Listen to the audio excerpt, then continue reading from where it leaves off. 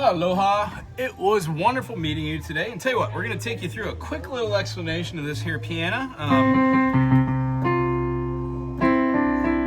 What we talked about today was being able to find the notes on this piano. Meaning, if we start off with our grouping of 3 right here, these 3 notes right here are our second set of black keys within a parameter. So if you notice from today, we found our middle C. C1, C2, C3, C4, C5, C6, C7. With these C notes, we have a movement of our fingers which correlate to the digits that are on both of our hands. Now, since I have 5 fingers, I'm going to play down C, D, E, F, and G. The best thing about the key of C major is that there are no sharps and there are no flats in the key of C major. Meaning, when I say C, I don't say C, D sharp, E sharp, F sharp, G, A minor. I say all their natural names. C, D, E, F, G, A, B, C. 1, 2, 3, 4, 5, 6, 7, 1.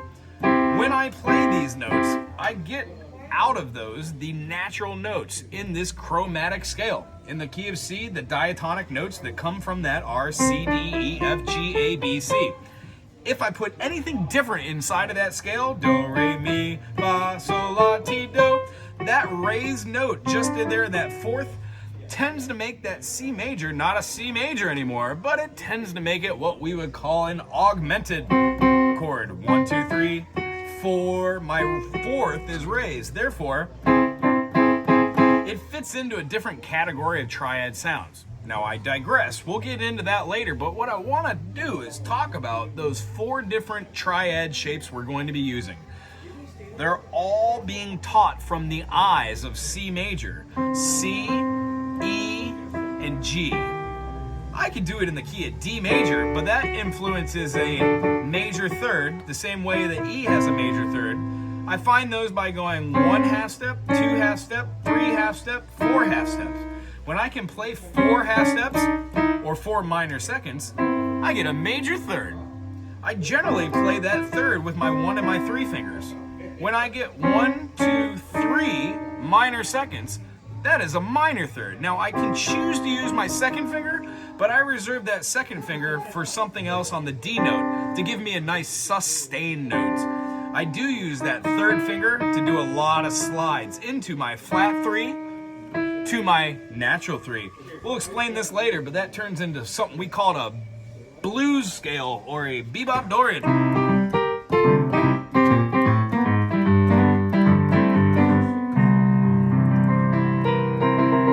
So what we do is we take these chords C, D, E, F, G, A, B, C and realize C major is what we just covered.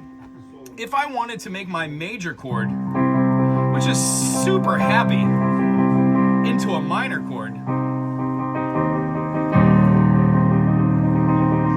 I would be making my major third a minor third. So I'm going to influence an E flat. Now, my enharmonic names for these is this is an E flat and a D sharp. So when I have a C, D, E, F, G, A, when I'm going up, I tend to call these sharps. And when I'm going down, C, C, C flat, B flat, A flat, G, G flat, F flat, so on and so forth. So when I'm going down, call them flats. When I'm going up, call them sharps. C major is a 1, 3, 5. 1, 3, 5. C minor is a 1, flat 3, 5. If I take that flat 3 and I add a flat 5, I get a diminished. The reason why I like diminished chords and explaining them this way, when I've got a triad that's a major, a triad that's a minor, a triad that's a diminished, the only other triad I have is left is a 1, 3, and then I sharpen my 5. So in the key of C major, 1, 3, 5, C, E, G, I get a G sharp. What tends to happen is, how I explain this, is when you have a diminished chord, no matter where you are, so let's pick any random note. How about, boom, that is an F note. So F, go to my 3rd and my 5th, gives me my F major triad. If I flatten the 3 and I flatten the 5, I get an F diminish. My F diminish is going to resolve to the next possible note. So if I have an F diminish, I get a F sharp major.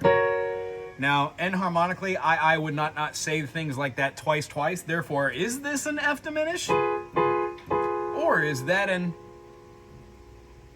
E sharp diminish? It just depends on what you want to call it. I'm going to call it an E sharp diminish. It's going to resolve to an F sharp major. And then if I were to make that F sharp major a diminish, I would flatten the 3. I would flatten the 5. That gives me an F sharp diminish. And because I need to go a half step, an F sharp diminish is going to basically resolve itself to a G major. We're going to go over all of this information, but the takeaway is that 1, 3, 5 is a major, 1 flat 3, 5 is a minor, 1 flat 3, flat 5 is a diminished, and then 1, 3 sharp 5 is an augmented. So this week, practice doing those. Doesn't matter what order. Augmented, major, minor, diminished. That seems fun.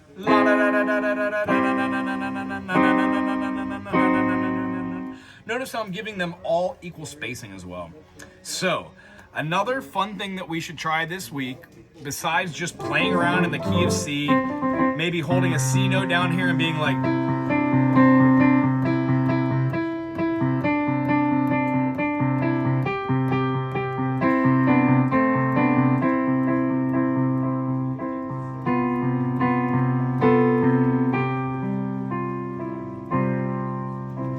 play around with all these white keys, you're bound to find something that's fun. Do something on the left hand or right hand.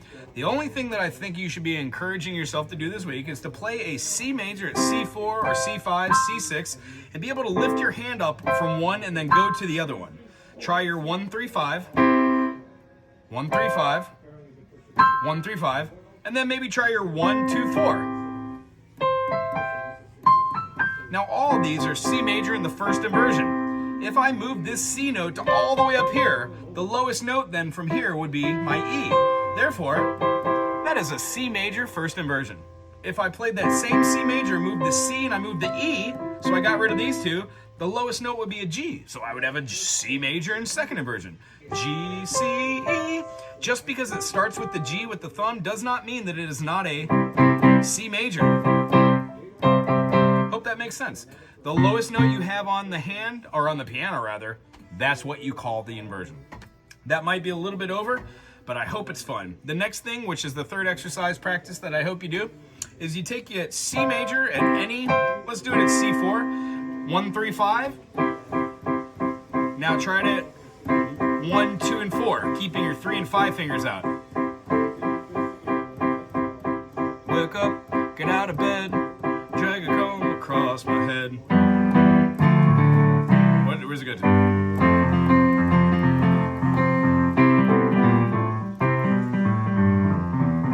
Something like that. C major, C major, C major. All I'm doing is switching in between those fingers, 3 and 5. So another exercise that we did talk about is a great one. Play 1 and 3 together, then play 2 and 4 together, and then play 3 and 5 together, and then do 2 and 4 together, and then complete it off by doing a triad. So it would look like this.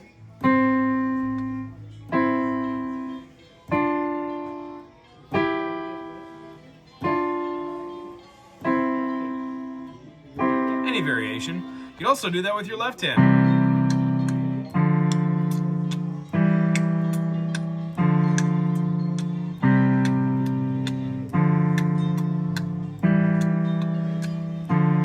And if you do this for 5 minutes a day, yeah? 2, 3, 4, 2, 2, 3, 4, 3, 2, 3, 4, 4, 2, 3, 4, 1, 2, 4, 2, 2, 3, 4, 3, 2, 3, 4, 4, 2. So if you do this over and over again all day, every day for 5 minutes in the morning and 5 minutes at night, I guarantee you that it's going to be a lot easier to move these fingers around on this piano. I really hope you had a good time this week. I can't wait to see you next week. Aloha!